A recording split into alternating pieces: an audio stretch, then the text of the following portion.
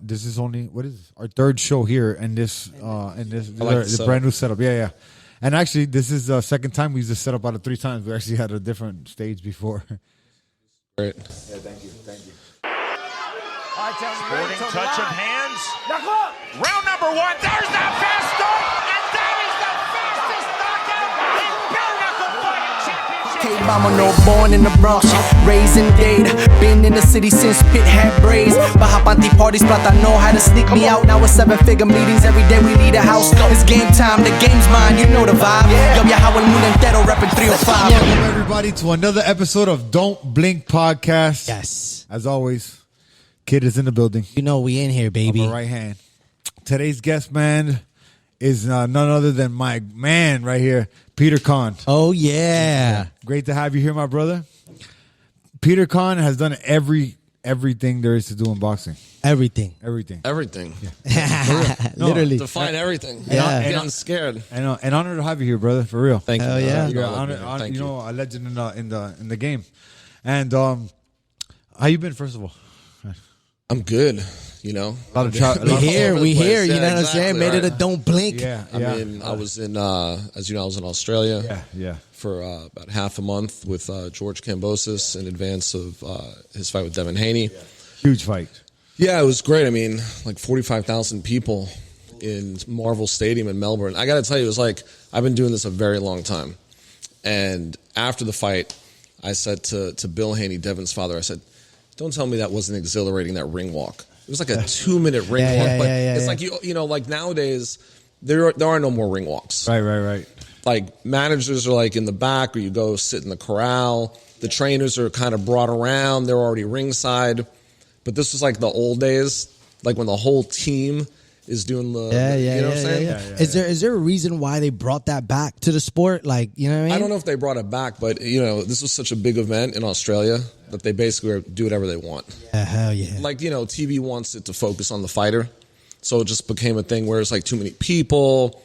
Now just have the fighter walk, make it a bigger production. But this was great. I mean, it was exciting. I mean, That was awesome. Not the result I wanted, but, you know, I don't do the fighting. My job's done before they get in the ring. You get that check, what? Right, I'm watching a fight, though. The fight's in Australia. I'm watching a fight. I see Peter. Peter's everywhere. camera always catches Listen, him, let me tell you something. So I got more compliments on the gray overcoat. Yeah.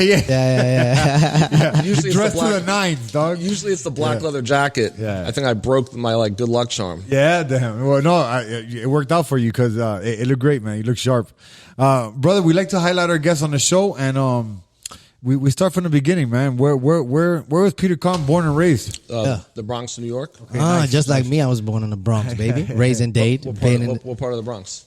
Right there, right on Fordham Road, right there on 187th, right So there. I was Pelham Parkway, Cooper Avenue. Shouts out to my grandma, Abuela. I love you. I know you seeing this. But I mostly grew up on Long Island, Oh, hell yeah. and then went to of all the places. A lot of people don't know this. Moved to Texas for high school, Oh shit! which was like crazy. How did that happen? Yeah, Why'd how your was family that? go- My dad just work. But you know, coming from New York in like the mid '80s to Texas was Yeah.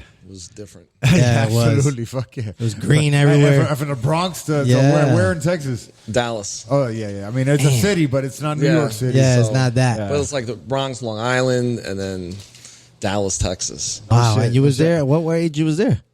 What years? Yeah, what age? Like 14 to 18. Oh yeah. Man, So them yeah, teenage crucial. years, Yeah, what? yeah. High school years. He was riding bike in the Were you in any part, like, were you into boxing back then at all? So yeah, I mean, I loved to train. I kind of like found it on my own. I was always a boxing fan. Like never in a million years did I think that I was gonna work in boxing. It wasn't like the plan. Like I was playing like high level soccer. I was recruited. I went to Syracuse University, played Nice. Division I soccer for Syracuse. I was also an amateur boxer, and had like 40 amateur fights. And when I was done with school, first I wanted to work in the music business. So What do you want to do in the music business? I want to manage. Manage. Okay, so Okay. this is crazy. So You always had that. At least you had that inclination of being a manager. right. So the first job I ever had was with this R&B and hip hop booking agency called Famous Artist Agency in New York City, and And this is when in the 90s or 80s? This is 1993. Okay, yeah. So this is Okay. this is the peak of like when music is really doing great. Yeah, in New York, yeah, hip hop especially. and all of that. Yeah. Yeah, so I'm working for this agent. This all they book is like from back in like Wu-Tang Clan and like all these Huge. top Yeah, groups yeah. back then. But I was just like I did whatever I was told to do. Right. And then so one thing leads to another. I go out one night. I end up with a group of people. Go home with this chick. Wake up the next morning to like this ruckus in this apartment. I know there's like roommates. I walk out and it's like 4 British guys. Anyway, long story short, I was moonlighting because I couldn't make enough money working for famous artists. I was working at a recording studio, a jingle house called Crushing. That's all they did was jingles. And I would work there in the evening. So I would like work here during the day and then there during the evening. And then I would go out. And then I met these guys through hooking up with this girl. And I tell them I'm a manager. I got studio. The whole spiel. So like I'm sneaking them in like at 2 a.m. to Crushing, which is the name of the place. And then basically, For studio time. yeah, and then I'm just paying the engineer. Yeah. And like just begging him to like move quick, right? There was no Pro Tools or, I mean, it was like the old school, So, Yeah, the president play. What kind of music were these guys? oh, it's a rock band. So anyway, long story short is I put these guys 9 months later, have a record deal Oh shit. with Sire Records, with Warner Brothers. And then like a year later, they had like a #1 hit. Oh, shit. Nice. Called, the name of the group was Space Hawk. Oh, that's awesome. So anyway, it was like I'm like, oh, this shit's easy. Yeah. I'm like, this is it. Because your year? first one took off. I'm like, come on, Yeah, let's yeah. So I moved down to South Florida. My parents moved down here, so Oh, I'm nice. like, you know what? I'm going to go to South Florida. I'm going to start my pro boxing career. That's what I said. So I'm music. I'm going to box. This was like 97 around there. So now we're 96. Well, no, 95. We're actually 95. Okay. 94. So the song came out. Anyway, Yeah, it's like in a little I'm down 3-year here, window. right? yeah. So I'm here. I'm just like training in gyms, just going to the beach. I mean, I was like at 140 pounds. Nice. Almost, it's a lot of pounds ago. Yeah, you was over here slim and nimbly like Yeah, me. exactly. So I'm in the gym, and then do you know Tommy Trino?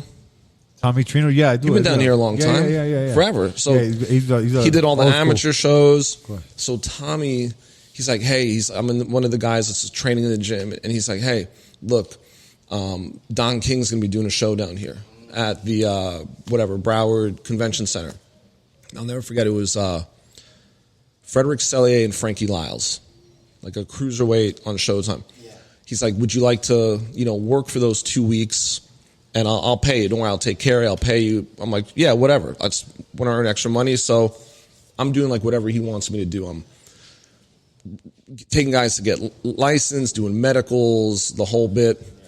2 weeks. I'm literally like doing airport runs. Yeah. Remember, there was like. And this is your first gig in boxing. Yeah, I'm just like doing, I want to earn extra money. Long story short, the fight comes, it goes. Tommy doesn't pay me. Oh. So I start calling. That's boxing. Damn, now he got the taste of the industry. So I start calling Don King Productions, right? Remember that movie, like, Where's My $2? Right? Yeah. I just want my money. I just want to get paid for the 2 weeks. They're like, who are you? I'm like, what do you mean? I'm like, I worked on the show. So Dana Jameson, who was the vice president for boxing operations, she was like second to Don. And she's like, all right, well, come in. And I come in, she's like, oh, I know who you are. You're the guy that was doing this, doing that, doing this. So she's like, okay. She's like, this is going to be trial by fire. You're hired. I'm like, I didn't even apply for a job. So now I'm literally hired. Like awesome. 4 days later, Hell yeah. I'm on a plane to Las Vegas for Tyson McNeeley. Oh shit! Okay, Hurricane Peter McNeeley. That was Tyson's first fight out of prison. Right. So that I was remember that. like August '95. Oh shit! So like all of a sudden, You're thrown in there. You're thrown in the I'm fire. like literally Yeah. like manning I'm like the first person you see when you walk in the trailer behind the MGM Grand. I have no idea what I'm supposed to be doing. Oh shit! That's awesome. And that was like the beginning. baptized with the fire right Baptized there. with the fire. Introduction to the That boxing was game. it. So That's then awesome. I mean, Wow. and so then 10 years later, I was like, okay. I was like, I can't be a lifer. And this was with Don King these whole 10 years. Yeah. Okay. Yeah. I was like, Don King is still around. In the No, so boxing they game, started you know? paying. They started paying once they started seeing. You know what I'm saying? I was like, I'm not going to be a lifer. So I was like, I like looked at all these guys around me that have been in boxing forever. And I was always like the kid. It's like the kid. Because everybody else was like, that's like my nickname. So you just started and you're like, I'm not going to be a lifer? Yeah, it's like 2 years later, I'm like, and here you are a lifetime later. Exactly. But it's kind of worked out. Definitely has. You've definitely found some route. So that was like most people don't know that. I mean, some people do, some people don't. So I meet people all the time that are like new to this, and they want to like teach me and educate me, and I just kind of listen. I was like, oh, really? Smile and nod. I'm like, oh, okay. and throughout the journey of your career, you know what I'm saying? What is that like special spark fire that, you know, has led you to continue?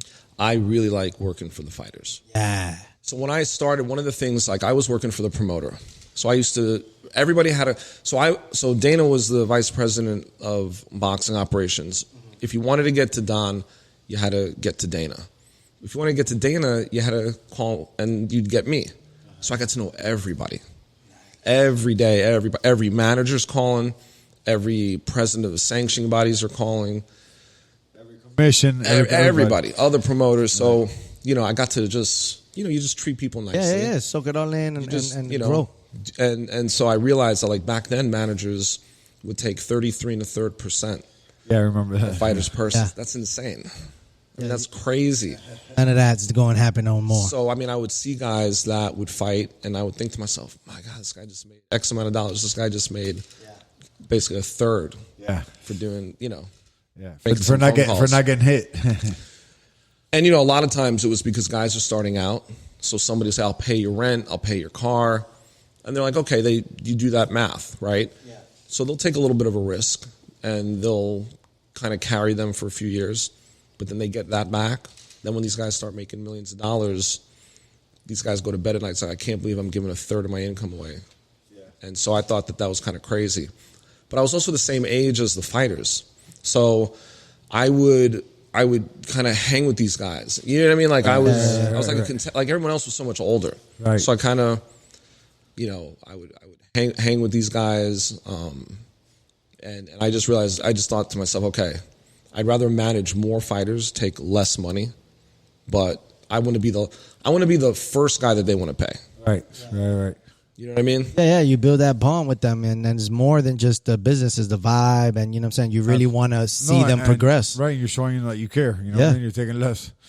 I mean, and now, you know, I mean, look, everybody knows, like I take 10%. All my guys could sit around in a circle and hold hands and talk about, you know. Got the contract ready? Let's sign him right now. We're going to sign him right now. 10% across the board. Nice. And so whether it's, I mean, everybody's starting out, right? Yeah. But whether it's somebody making 8 figures. Kambosos money. Right. But, you know. Yeah, God bless him. God bless him. I love Kambosos. I've never met the guy. He's been whooping ass. I whooping ass, and I like the way he speaks. He's a well-spoken guy, you know. And he's been kicking ass, man. So he was down here. We would be in camp. I mean, for the last 5 years, he'd be coming. Yeah, but, you know, Sweatbox, correct? Shout out to Sweatbox, to Javier Centeno. Yeah. And, you know, be kind of just like under the radar. He'd stay at Vacation Village in Weston and just do camp. And then in November, he beats Teofimo. And then all of a sudden, you know, we couldn't go anywhere. How crazy was that, man? How was that moment? Like, you go from being the underdog to the biggest dog in the world. So 10 to 1 underdog. Wow. And it was such a really tense. Like normally, like guys will fight, and it's not that tense. But this was just like really cut it with a knife, and it was in Madison Square Garden, wasn't it? Teofimo's backyard. Yeah. So, I mean, I remember we were just, you know, it was just like it was a crazy. But but as the fight kept going on, so I didn't even watch it from ringside. I stood on the stage at the Hulu Theater. And I was like pacing with my hands in my pocket and talking to myself the whole 12 rounds, like walking back and forth and talking and pacing and talking and pacing. And I'm like, he's winning this fight. I'm like, we're going to win this fight. And I never. You had a scary moment in the 12th round, right? It was the 10th round. Was it the 10th? He got knocked down. Yeah, he got knocked down, but he got up and he won the 11 to 12. Yeah. So I knew walking to the ring, I'm like, it never crossed my mind. Like a lot of people, it had crossed their minds. Well, maybe they're going to screw him. It never crossed my mind. Like I knew we got that decision. Yeah, no, it was. And then everything else was a blur. You know what I'm saying? Like everything else was a blur after that. And then we went to, we came here for a couple of days and just kind of chilled out for a couple of days. Then we went to Las Vegas, to Devin Haney, Jojo Diaz. And we went to LA for Tank and Isak Cruz, for Gervonta Davis and Isak Cruz. A hell of a fight. Then we went to, and then did the Joe Rogan show. Then went to Austin. Nice. And did that. And then That's right. Yeah, I remember. I saw that show. That was a great show. Then They had aliens there, supposedly. At the Joe Rogan Experience, they got aliens. Do you see any aliens over there? no, but let me tell you something. It's like a black site, right? Yeah. It's like very secretive. Oh, and, yeah. You know what I mean? Like you don't know. They what put you, a bag over your head and took you listen, there? no, short of that, So well, no. it's like it's like in a. No, I bet he No, has it's a fucking- vibe. Otherwise, everybody he would be has- out there. Exactly. He got Yeah. millions of people. Yeah. We about to get there. Millions of crazy people too. Yeah, we better don't say the location So here. listen, so I had like a weird fanboy moment. Yeah. Where I thought to myself, I'm like, what did I just do? Like, I'm like, why did I do that? Right? Wait, 'Cause- I was there one time when you did something too. We'll talk about that later. oh shit! Oh, stop! You can't. All right, Let's go. Don't blink. that was funny. Anyway, so Got it. we're standing there. But the best part about that was like I apologized, like apology accepted. I'm like, who is your friend? Like, who is this guy? Like, what is this? Like the Brady Bunch? You know what I'm saying? Anyway, we had a So good you pull up to the Experience. yeah, which was great because it was like no one there. It was like Yeah. two people. It was like the security and him. That's awesome. Nice. And then, And but no, they it was- COVID test everybody, don't they? right when you walk in, yeah. he So we were talked about tested that. before, and then we were tested when we got there. But it was just a great. I mean, the whole thing was just great. And No, the it's only dope. person He's doing allowed his in thing. there was George. So he comes out and he's like, no. He's like, don't tell me anything. He's like, save it for the. For the show. Yeah. That's Yeah. awesome. Nah, that's awesome, man. He's killing it, bro. And he had these books, right? He had all these books. And I'm thinking these are some cool books, right? But the thing, it's like I follow the rules, okay? Like I learned Old this school. I learned Old this a school. long time ago, okay? Old school. I follow the rules. The morals, baby. There you go. So like you get this whole sheet of paper. You can't take pictures. You can't unless it's like prior authorization. I want to take pictures of his books, of course. But I don't want to just like take out the camera now and start. I'm like, Joe, can I take pictures of your books? He looks at me like weirdo.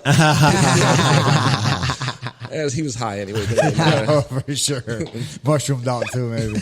Oh, Damn. man. No, So he had but- interesting books in there. But that was an amazing moment right there, man. Oh, yeah. It was good. It was just all, the whole experience was great. You know, even the build up and then going to Australia for the Haney fight. Yeah, that's even bigger. Because you know what it is, That's you at work home. so hard. Like like the fighters work so hard to get to that moment to make all that money for that payoff. Right. And it was just a great experience. And it's like I live like, and that's why I try to explain to people, right? Like this Saturday, I might be at a fight where my guy's fighting a 4-round. If it's like second fight, fighting a 4-round fight for like $4,000. Right. Yeah. And then another guy could be making $10 million. Right. Yeah. But it's all the same. You got to treat them the same. It's the same. yeah. But it's Yeah. it's the same process. Yeah. Nothing's different. Right. Just the zeros. Yeah. Everything else is the same. Preparation, fight week. Yeah. The anticipation. And you make sure they're ready for all of that. Yeah. Exactly. Absolutely. Yeah. Absolutely. Look, I also have Franchone Cruz Dezern, undisputed female 168-pound champion. Oh, nice. She won on the Katie The Taylor. Italian? Is it an Italian girl? No, she's from DC area, Franchone. Okay. Nice. And she's got all the belts. Nice. Ring Magazine, WBC, WBO, IBF, WBO. Well, wait, for women. 168 super 60. middle. Wow. So what is that? Is that like Clarissa Shields or no? So Clarissa's a middleweight, but Clarissa just actually said that if she beats Savannah Marshall, she wants to fight Franchone for super middle. Oh shit! Hey, I So beat that- her. so that'll be the fight to watch right there. That'll be a Teofimo George Kambosos. So let me tell you a crazy thing. So they fought each other on Franchone's pro debut. So Franchone fought her, Clarissa Shields. lost the decision on her pro debut with 2 weeks notice. Oh shit! So now they can like rematch. Yeah. Oh wow! And Franchone has all the belts. Wow! So that's a bit. I mean, I was the only person to have only manager to have 2 undisputeds at the same time. With all the belts, that's crazy. Yeah, It's it's rare. true. It's Wow. rare to have 1 in a career. Damn. So You got 2 of them things, you, right? hear, She you, hear fought that, on the- you hear that register? Ching, ching, ching. That's awesome. God bless. But man. no, but she fought on the Katie Taylor Amanda Serrano card at Oh. Madison Square Garden. Oh, nice. That was the Jake Paul thing, right? Yeah, Yeah. him in Matchroom. That's right. No, that's huge. That's huge. And now, well, now you got the rematch, right? You got the rematch with George versus Haney? Yeah, so that'll be in October, mid-October in Australia. Oh, shit, that's right around In the Australia corner. también. Yeah. Back at the same place. gotta be Well, over there. listen, that was part of the deal.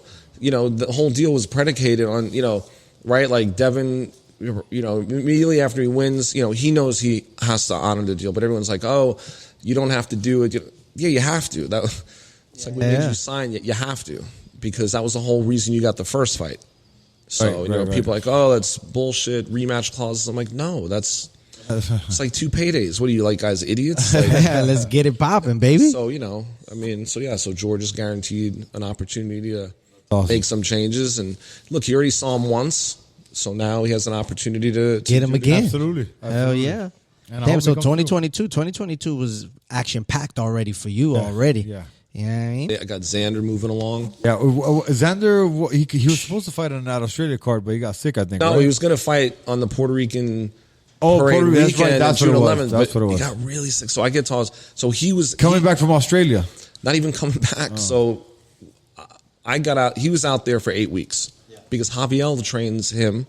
Javier trains George. Right. So Top Rank sent Xander out there to do camp because he was going to be fighting 2 weeks later at Madison Square Garden. So Xander's fine. Everything's fine. Camp's going great. And then I get out there like 2 weeks in advance of the fight. He got really, really sick. Like, it wasn't COVID. So it was either like, I think it was like strep throat, but it was really bad. Yeah. So, you know, so he had to pull out of the June 11th show, which was devastating for him. Is he fighting the same guy now coming up? I was about to say a better guy. I don't want to put anybody down. Yeah. But it's a better My better brain's matchup. like a more competitive. Of course, you got to be, and it's your guy. Yeah, hell yeah. But I think it's a better challenge for him. So, and that'll be for the NABO title. I mean, look, Xander's only 19. Wow. This is his 14th pro fight. And he got signed at what, 16? 16. Yeah, wow. Look at that. And I remember him when he was probably like 12, because when I was fighting at the Hard Rock many years ago, he used to come in backstage, and Yeah. he was an amateur. Yeah, so he's so people are like, oh, you're crazy, this and that.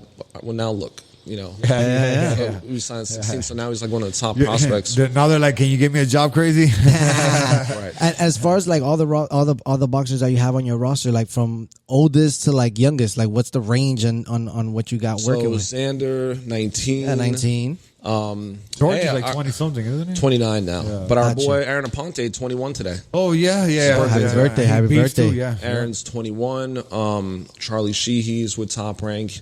He's like 25. Yeah. It just ranges. Peter got Got you. killers in his stable. Nah, hell bro. yeah. I mean, my question to after that would be like, what do you have in your regimen to make sure that they stay on point? Because at that age, you know what I'm saying, you know, society. Man, I give them world- all. I look at it. I give them all the speech. Yeah. Right. It's like, if you want to get here, one thing I tell them, like I tell every single one of them, like the same thing, and I remind them, there's one thing in this sport that you cannot shortcut. You could have talent, but there's just one thing you cannot shortcut, and that's experience. You need to go through the whole process from your pro debut, from everything that could happen. And the good news is that some of these things are happening to some of these guys have been walkout bouts, right? Some of them have been swing bouts. Some of them have had opponents fall out fight week. Some guys have guys that, you know, Guys got sick fight week. You know. Yeah. No, just they've have to gone through the experience, process. like, you know, some weight cuts are harder, but they learn their bodies. They learn. It's a lot different when you put on 8-ounce and 10-ounce gloves and don't have headgear. 100%. And with this lunatic and it's taking off gloves altogether. Yeah, I know, and on top of that, you're in there with somebody you've never really been in there with. So Yeah. talking about taking your gloves off, you were working with bare knuckle for a while. I know David Feldman's a friend of yours. Yeah, so the whole relationship is more so, I would say, like an unofficial helper. I don't know. Yeah. I don't know what to say. Carciglione, what's it called? Consigliere. Consigliere. I don't know. from the I mob. might like help behind the scenes. Yeah. You know what I'm saying? Yeah, because I mean, You're a good guy to have right there. You know Yeah, what I mean? he got experience in a fight Hell game. You yeah. know everybody, and you need all the boxing people for bare knuckles. Basically the same. Yeah, although, I'm trying to help get more former boxers into bare knuckle because it's very MMA, very former MMA driven, right? Like a lot of guys trying it. But, I mean, look, you're like, come on, you're a Hall of Famer, dude. Thank you. Oh, yeah. Or like, Oh, yeah, he is. Nice. did they just give you the award or they inducted you for the fastest No, they knockout? gave me the award. Oh, well, you'll get it anyway. Yeah. Yep, for sure. Make a It'll call come. after. No, I'm just It'll kidding. come. No, but seriously, you're like one of the main original, in the way I look at it, group of guys that Yeah, no, I've been there for a long time. that really. I mean, look, to me, it's still crazy, right? Yeah. Like, I'm completely desensitized to anything having to do with people punching each other, Right. right? Like, I don't flinch anymore. With anything could happen, and I don't budge. Like, so Christina Poncher, she does like commentary for ESPN. One of my guys was fighting a couple years ago. I don't know, like 3 years ago in Pachanga. Yeah. He's the favorite, big knockout artist, and he gets knocked out in the third round. Oh, and she's doing the commentary, and she's like, I was looking at, she's like, he didn't move. She's like, he didn't like, he's like out, and I'm just like, Yeah. Shit.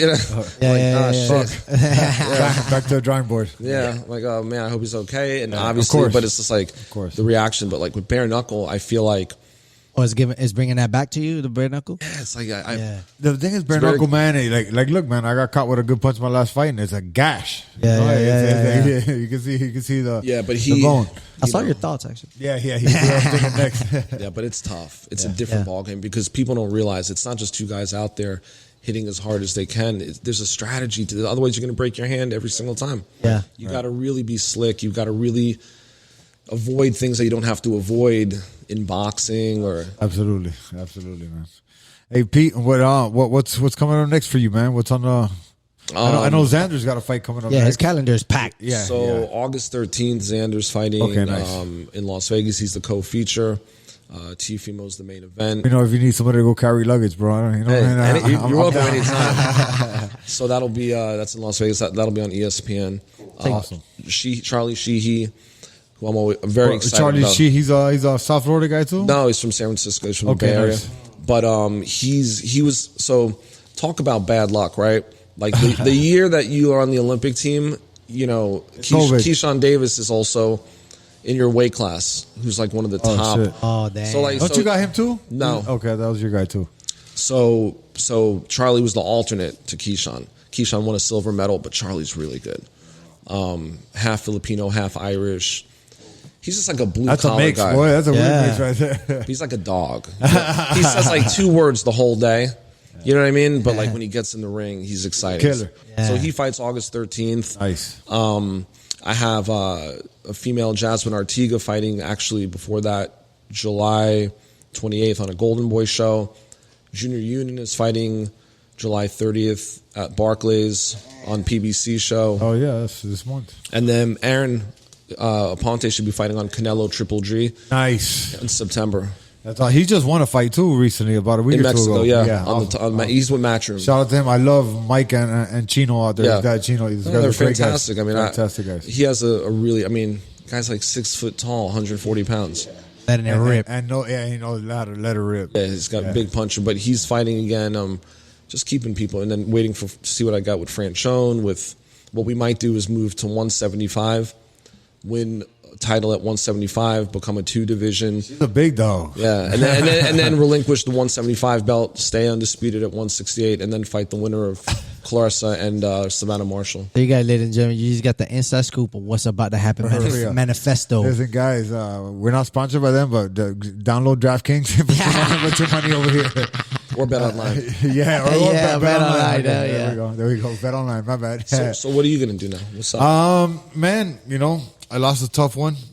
I'm grateful. I got another chance at fighting for the belt, and I came up short. But, man, from the way my career, from where it started to where I'm at now, just in life period, it's been amazing, man. I don't know what's coming up next. I'm still training. I run every day. I'm not sure. I gotta see what it is because I know I probably dropped down a couple numbers. Might take me a couple more fights to get to fight for a championship again. So trying to figure that out. Yeah, but I mean, look, in with bare knuckle, I mean, you could be one fight away. Right. Yeah, for sure. But we're just gonna keep on working. Exactly. Yeah, Pete, we're gonna keep on working. We're gonna keep on training, regardless. and we're gonna keep on developing. There's a lot of other little projects. We got a restaurant. You ever been to our food truck? It's called Knuckle Sandwich. You know what I'm saying? Knuckle Now Sandwich that we 305, got now that we got through this fight, you know what I'm saying? We popping that thing back open again. You know what I mean? No, and look, I'm 41, man. I love fighting. I want to do it as long as possible. But you gotta look at an exit strategy Right. also. Yeah, but you have all this other stuff going on. Right. Plus, I'm telling you, I've been all over the place. I hadn't seen him in a little bit. I show up at the weigh-in. Weigh-ins, I'm yeah. like, looks like a movie star. Cut Thank the you, man. hair. Oh, yeah, you Look got at that. this guy. That's what I'm saying. We're gonna go into the modeling. You know what I'm saying? You might do some, you know what I'm saying, Gucci, some Calvin Klein. You might see him in Calvin Klein with the woofy like that. Yeah. But listen, you give me a fight with Jake Paul, I'm taking it immediately. Let me know about that. He actually has, I think, a pretty challenging fight. Yeah, he has Hasim Rockman Jr. Yeah. I mean, look, he's 12-1. As a pro. He's 12-1 as a pro. And he has like over 100 amateur fights. Yeah. Wow. That's And his father's a legend. Sure, of course. Oh, it's gonna be a good fight, man. Jake Paul, he's been training. He's been doing his thing too. I saw something today on Instagram. It looked like they got beef. They were like almost Previously, when they sparred, they sparred previously, I guess. And I think it was legit. So yeah. Well, me too. And you know what? I know BJ very well. Very smart guy in the game too. So he probably saw something in that sparring that he liked. And they picked the right one. But I want next. Hey, hell yeah. And BJ's been here to the show like a few times. So we've had BJ, you BJ already on know. twice. I was in Puerto Rico recently and I missed him. He sending me pictures from like the bar at the El San Juan. But then they left. They went to New York like a day later. Yeah. He was up there just recently. Great guy, BJ. Hell yeah. Hey, Pete, man. If a young you coming up back in the early '80s, man, what advice would you give yourself? You know what? I don't know. I mean, I'm not saying this to sound strange, but keeping my mouth shut and just doing as I was told worked out for me. You know what I mean? I was more like a sponge. Yeah. So I would just say follow your instincts. I would have told myself follow your instincts because my instinct was to just kind of lay in the cut, just observe. Yeah, be the sponge. You said it. Like, just be the sponge in the room and just seeing how things is moving and just learning. And grab what you like. So now flip it and reverse it. If there would be a young you know what I'm saying, right now that wants to follow your footsteps, like what would you tell them, now? You have to love the sport to work in this particular sport. Yeah. You can't just it can't be like money is a byproduct of the passion that you would have and where that would take you because, you have to have patience. The same way I tell the fighters, you can't shortcut experience. No one's walking in to $1 million paydays. You know what I mean? Like, even as a manager, right? Like, I've been trying for years. But you know what I'm saying? It's like the fighters that I had, look, it's easy to do the math, right? It's like if my guys cumulatively made $15 million this year, what I make in boxing. And it's like I tell guys, like, if you really, the same way the fighters have to do, the managers also, you have to experience. Of course. It's like my son, so this is my oldest son, Giancarlo, right? He's 20. Remember the show? Shout out to the boys, man. Yes. Hell yeah. And your wife, too. you know the boys. Of course. So they come with me everywhere, right? Yeah. So they're like, talk about like kids that have grown up in like this sport, right? Yeah. And they don't really, they got their own thing going. None of them really want to work in boxing. They're soccer, no? The youngest one. So the youngest one, all right, we'll do a little Like a little family vibe. Of course. So this is how you prevent your fighters from blowing their hands off on the 4th of July. You have them over your house. You give them 2 Nerf guns, and you let them run around and shoot it out. And dude, they're so competitive. So like you literally have like Charlie and Xander at opposite ends of the house trying to pick each other off. Better than playing with fireworks. Yeah, for sure. For sure. So Giancarlo came with me. We were out in Las Vegas. I had Andy Vences fighting on the Tyson Fury Tom Schwartz card. This is like a few years ago. And then right after, so we're staying at the MGM. And then right after, we went to Tampa for the Paulie Malignaggi Artem Lobov fight. Nice. Must have been like the 3rd bare knuckle. I was actually there for that too. Yeah. Well, we stayed like under, like the hotel was literally under like the turnpike. Like I don't even know what it was, right? But it was like a red roof, like under, and we're sitting there, A quality inn. and I'm telling him like, hey, some weeks is the MGM, some weeks is the red roof inn. It's awesome. You know, I'm like, this is what it is, right? Some weeks is like, you know, a nice little suite, and there's a roach on the wall, Right? It's like, and like stains, you don't know what they are. Yeah. Just, you know, Hey, that's part of the process. You got to have patience. that's what it is. I mean, but it's, let me tell you, there's no better feeling. There's 16 weight divisions in boxing, and an average 2,000 active fighters worldwide in each weight class. That's defined as someone that's fought within the past 12 months. So there's about 32,000 active fighters from minimum weight to heavyweight. And there's 4 sanctioning bodies. You have to be in the top 15 world ratings, which is a whole other ballgame explaining how that works, to be eligible to fight for a world title. A lot of guys are rated amongst the 4, right? So it's even less people, right? So it's even less than that. It's maybe like 40 per weight class that have an opportunity out of 2,000, right? But if you look at it in the grander, you know, picture, it's nearly impossible. Like everyone that gets into boxing, I mean, less than 1/10 of 1% of them are going to even think about fighting for a world title. Crazy. That's yeah, awesome. that's crazy. I never even knew that. I didn't break it down like that. So imagine That's deep. I love that. Yeah. you have to have the right manager and the right promoter. Right. If you don't, you can have all the talent in the world, right? You could be the best, but if there's no vehicle for you to get there, Right. Nobody's pushing it, right? Right. Now the amateurs are that vehicle. So we know who the top amateurs are, but when those guys are ready to turn pro, if they don't get with the right people, they have zero shot, because people like me also box them out. And that's absolutely right, because I went through 4 managers till I got to where I'm at now, first round. That you know, it's also a great company. But yeah, I went through that too, you know, and it was just bumping heads and not getting what you're worth. I mean, it's just tough. Look, the commission, thanks to Don King, back in the day, we used to do these marathon shows. It'd be like 15 fights on a card. We'd start at 2 p.m. They wouldn't even have the doors open yet. Like you couldn't even. So the door people would be fighting in front of nobody. You know what I'm saying? Like it's just the commission, and it'd be like nobody. They didn't even open the doors. Wow. So imagine starting at 2 p.m. and then ending at like midnight. So most commissions limited to like 10 bouts on a card. Right. You know how much competition there is? There's only like real 4 major promoters between Top Rank and Matchroom and Golden Boy and PBC. Yeah. I mean, it's, you know, 10 fights per card. I mean, Top Rank's, okay. Top Rank's, how many fighters do you think a company like Top Rank has signed across all weight classes? I mean, I asked yesterday.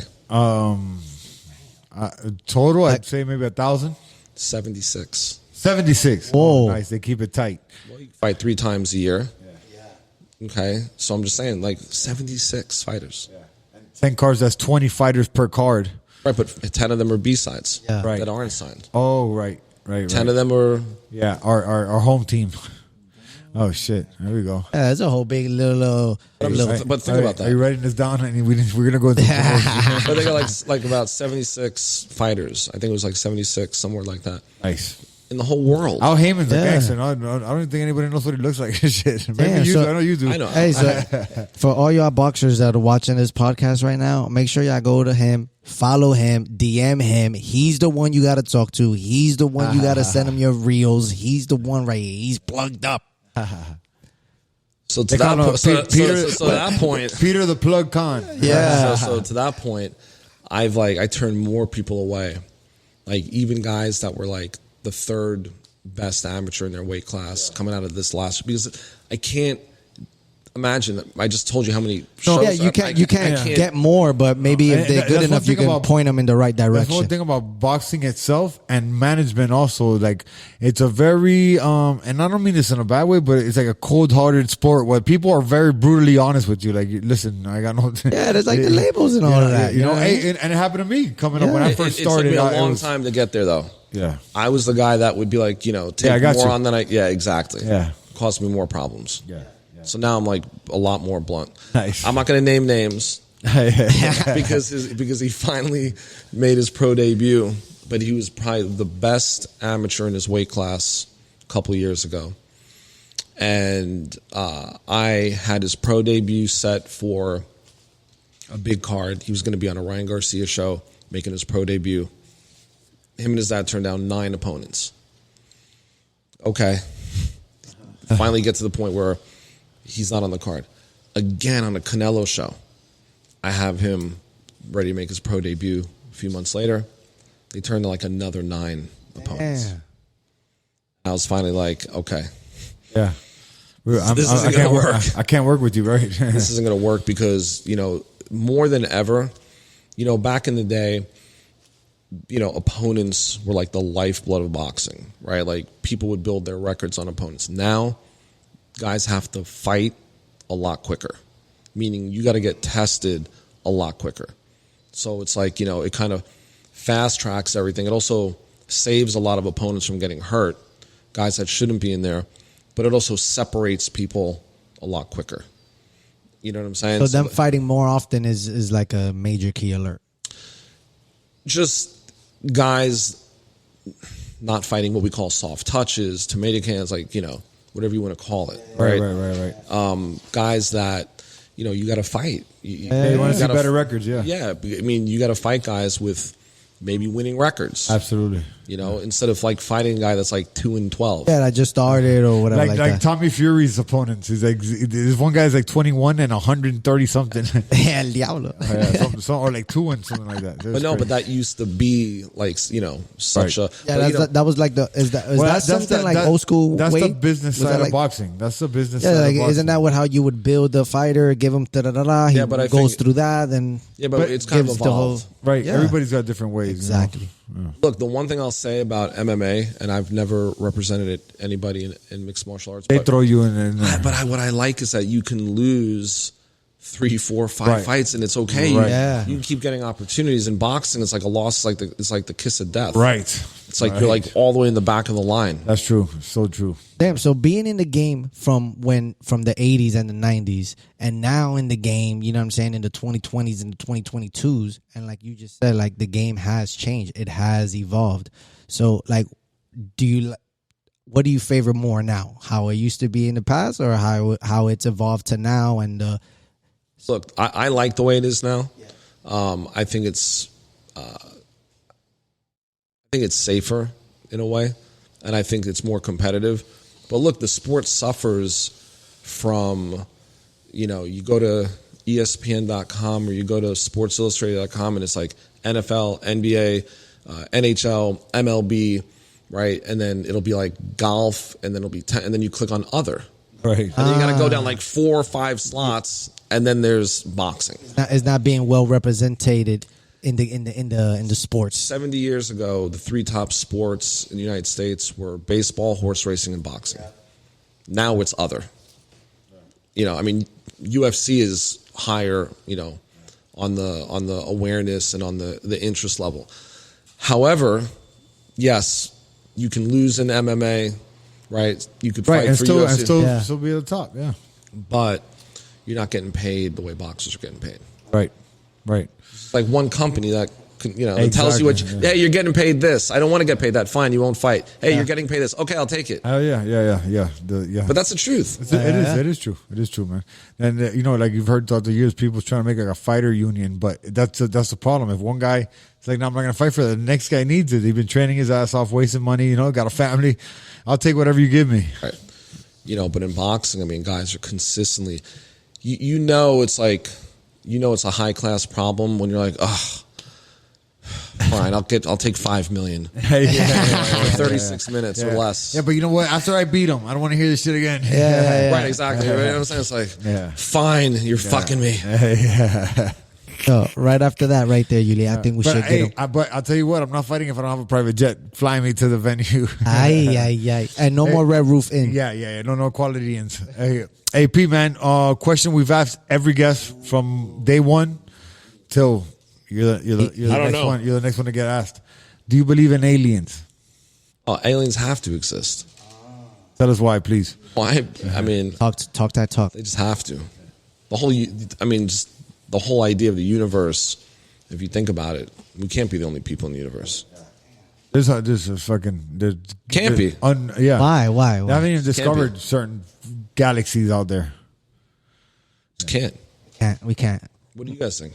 Nah, we believe in that shit. Yeah, Uly he's been saying his whole life, we've been aliens the whole time. Yeah. I believe it. You know, people like us are aliens. People who go their way, think their way, do the thing, do their own thing.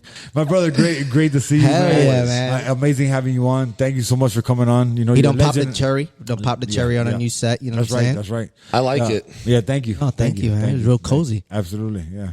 I think we need a little air conditioning though. I just like the whole setup though. It's like you got a nice vibe in here. Yeah. Right? No, thank you. Nice and cozy. You know what I'm saying? We knew you was coming, so we needed to set it This up. is You know what I'm saying? Nice. Hangout Creation. Shout out to them. Thank you Hell so yeah. much. Shouts out to Hangout Creations. This is the Hangout Creation station right here. Ah, those bars right Thank there. you. Seen it? My brother, thank you so much for being on. We truly appreciate you. Thanks, guys. I You're appreciate the it. man. Thank you for making time for us. Guys, another episode of Don't Blink Podcast. Me, the kid, and the legend, Peter, the Plug Kahn. Anything you need in boxing, check him out. Don't blink. I think me and Two Nights got something great going on. We got some great guests coming up. It's gonna be dope. We got some dope people that already signed up to do it with us, which is great. A lot of people show us love, and it's because we love them back for sure.